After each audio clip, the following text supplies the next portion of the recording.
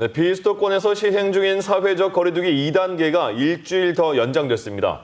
이동이 많은 추석 명절을 앞두고 감염 확산을 최대한 억제하기 위해서입니다. 특히 추석 연휴 이후가 가을철 재유행을 결정지을 중대한 시기로 보고 특별 방역 대책도 내놓기로 했습니다. 이재동 기자입니다. 지난 4일 이후 비수도권의 코로나19 확진자 수는 사회적 거리두기 1단계 기준인 50명 미만을 유지해왔습니다. 집단 감염 사례도 줄어 수도권에 비해 상대적으로 급격한 확산세는 한풀 꺾였다는 평가를 받았습니다.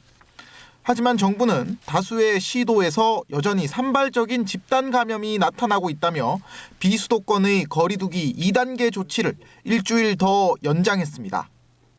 추석 연휴가 시작되기 전까지 일일 확진자를 두 자릿수로 확실히 낮춰 방역망이 제대로 작동된 상태에서 명절을 맞이해야 하겠습니다.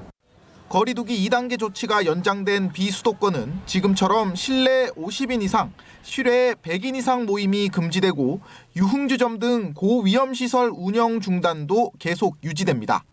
다만 지자체별로 지역의 방역 상황을 고려해 내용이나 적용 시점을 탄력적으로 조정할 수 있도록 했습니다. 정부는 추석 연휴 기간 교통 방역 조치도 대폭 강화하기로 했습니다.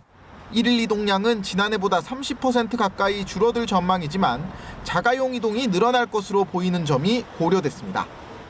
휴게소와 졸음쉼터 등 휴게시설을 집중 관리하겠습니다.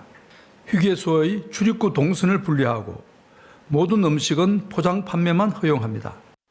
정부는 추석 연휴 이후 2주 동안이 가을철 코로나19 재유행을 결정짓는 중대한 시기로 보고 추석 연휴 이후 방역 대책을 마련해 이번 주 중 발표하기로 했습니다.